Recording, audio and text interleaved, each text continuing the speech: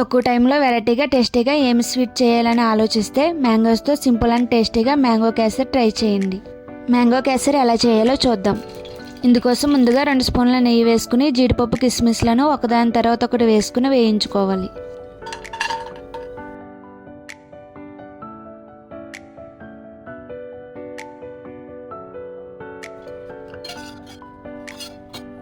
ఇప్పుడు అదే కడాయిలో 2 స్పూన్ల నెయ్యి వేసుకుని 1 కప్పు సూజీ రవ్వను లైట్ గోల్డెన్ కలర్ వచ్చే వరకు వేయించుకోవాలి. తర్వాత 1.5 కప్పు బెల్లం వేసుకోవాలి.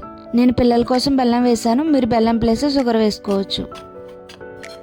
బెల్లం వేయడం వల్ల మ్యాంగో కలర్, మ్యాంగో ఫ్లేవర్ కొంచెం తగ్గుతుంది. 1 కప్పు సూజీ రవ్వకు 4 కప్పులు వాటర్ వేసుకోవాలి. అప్పుడు కేసరి సాఫ్ట్గా ఉంటుంది.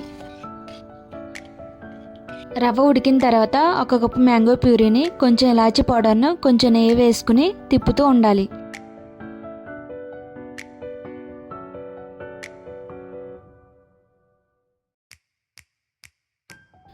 ఈ విధంగా అయ్యాక వేయించి పెట్టుకున్న జీడిపప్పు కిస్మిస్లను వేసుకుని సర్వ్ చేసుకోవడమే.